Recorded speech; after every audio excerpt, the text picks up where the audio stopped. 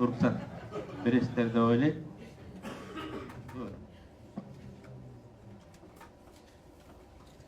Бүгүнкү саясий системаны, саясий шайлоо системасы дискредитация кылды.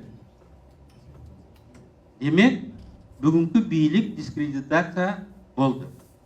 Бийликтин авторитети кетсе, аягы революция менен кетерин биз баарыбыз жакшы билебиз. Так ошол кырдаал күндөн күнгө күчөп келе жатат. Бүгүнкү шайлоо системасына эл наразы. Эмне дейт? Монополизация дейт. Партия гана кандидат жылдырат, ошолор көргөзгөн адам гана депутат болот. Карапайым эл конституциялык укугунан ажырады деп Ишимбай Дүйшөнбиев айтып отурат. Чын эле. Так ошондой. Олигархизация деп карапайым эл иширип отурат.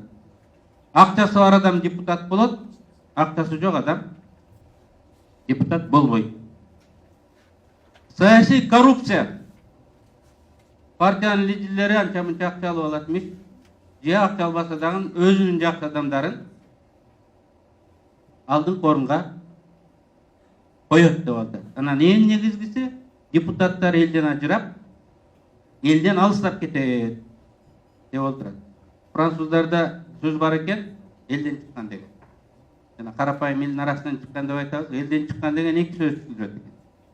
Элдин баласы, анан элден просто чыгып калды деген. Биздин учурда элден чыгып калып атат. Бир отол. Эми ушул системаны биз оңдошубуз керек. Бийликтин авторитетин калыбына келтиришибиз керек. Бул шайлоо системасын 13-жылы биз Ишимбай Дүйшөнбиев экөөбүз да жылдырганбыз. Бир топ фракциянын өкүлдөрү колдогон. Бирок өтпөй калган. Эмне үчүн? Анткени бул бүгүнкү бийликте турган адамга, бийликте турган күчтөргө жакпайт. Бүгүн бул жакшы идея, эл талап кылып аткан идея, бийлик колдобосо өтпөйт. Бүгүнкү бийлик да буга кызыктар эмес. Эмне үчүн? Мына мен шайлоого уюштурсам, тизме түзөм 120-дай. Биринчи 20 адам иштейт. Атамекен бир 10 15 алат деп 10-15 турган иштейт. Артындагылар иштебейт. Ошентип карапайым адамдар, карапайым партиялардын кандидаттар иштегенге кызыксыз болот. Алар иштебесе, ал партия добуш ала албайт. Акча берсең дагы ала албайт.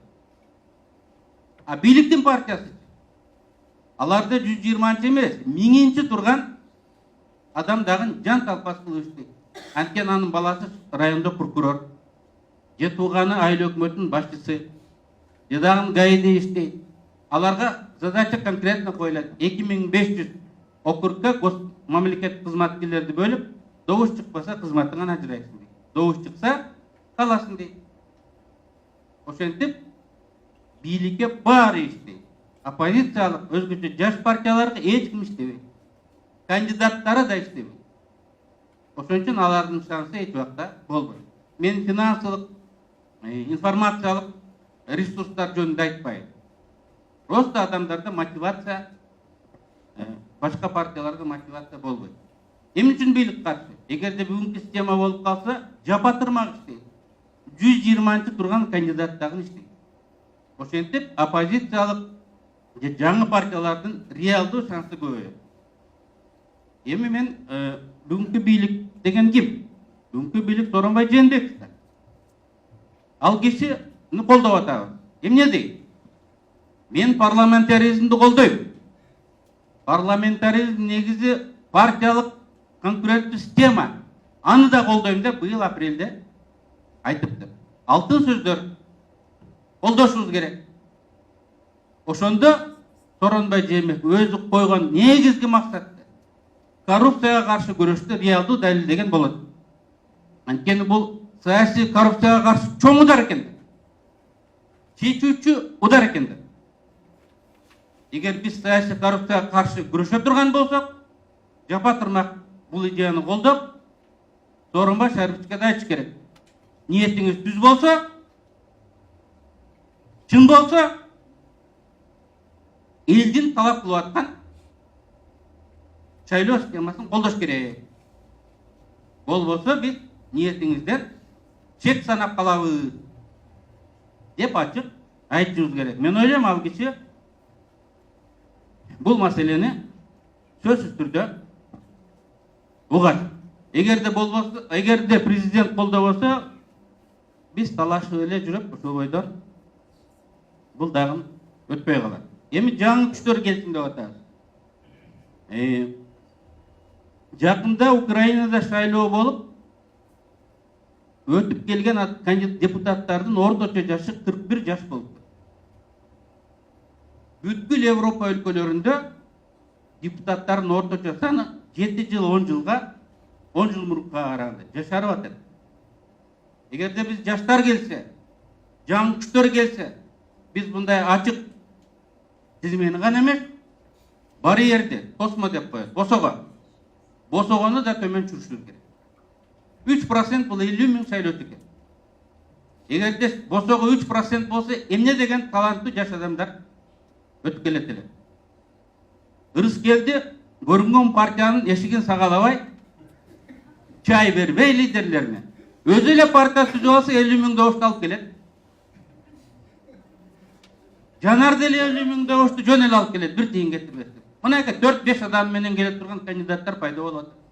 Канчалык биз жаман көрүп сылдыңдабайлык, Равшандын дагы 50 миң сторонниги чыгып калышы мүмкүн.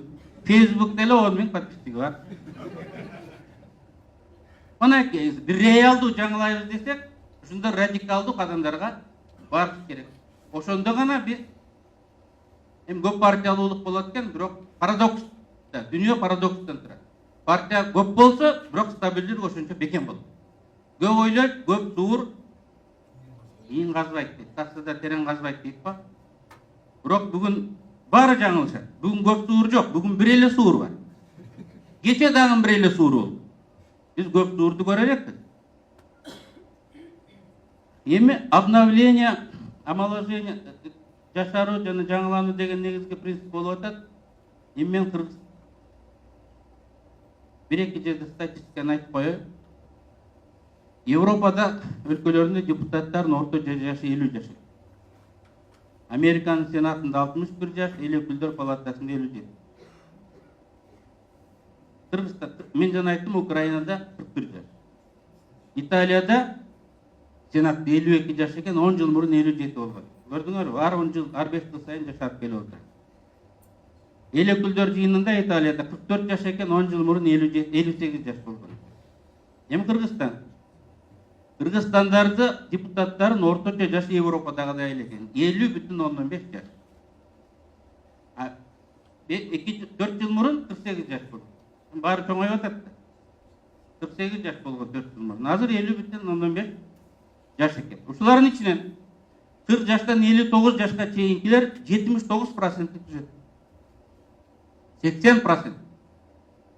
Бул 40 жаш менен 60 жашка чейинки бул саясий жаштык деп эсептелет. Күчүнө толуп, тажрыйба жыйнап турган турактагы адамдар 80% парламентти түзөт экен. 60-тан аткандар 11%, 40ка чейинкилер 9%.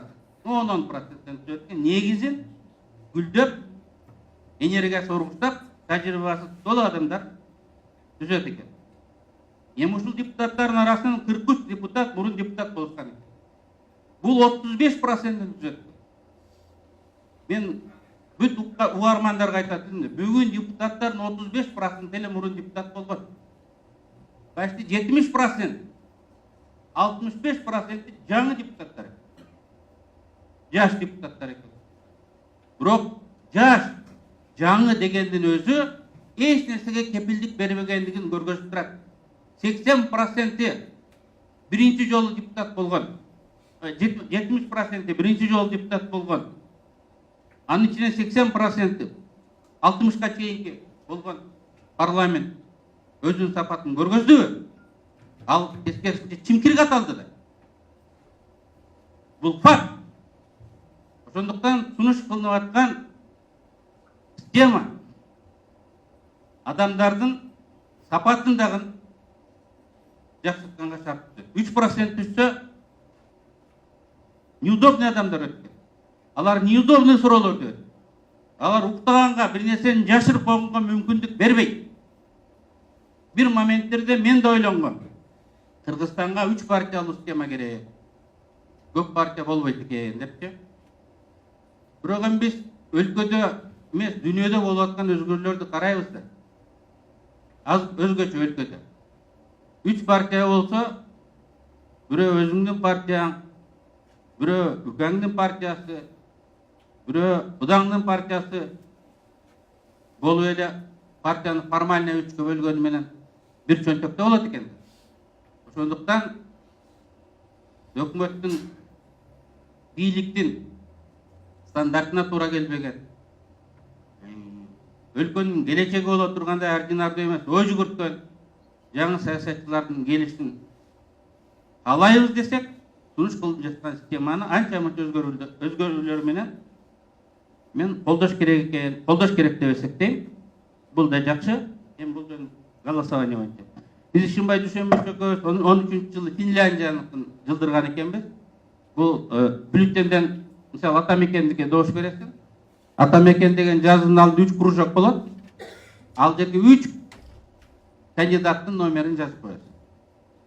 Кабинага кирсең, ар бир партиянын номерлери турат, анан Атамекенден 80-чи, 90-чу, 120-чы деп жазып койсоң, ошол кандидаттар алдыга эсептелгенде өтүп кетти. Бул жөнөкөй. Бүгүн айылда кемпирлер дагы ушинтип добуш берет. Анткени айылдык кеңешке многомандаттуу шайлоо, кандидаттар атыбыздын тукталат деп эже 9-чуга, 8-чиге добуш бериңиз деп бул жерлерин жазып берет.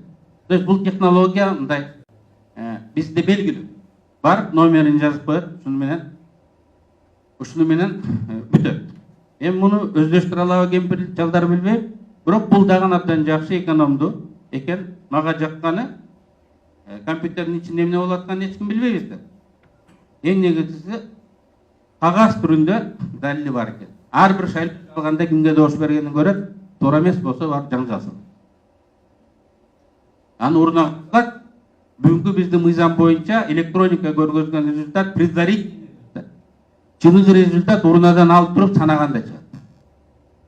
Эгер так ушуну койсо дагы мен оюмча мындай эч уурдап алуу, компьютер алдап койду деген болбойт. Анткени шайлоочу кагаз вариантын алып эмеге таштайт экен. Урнага.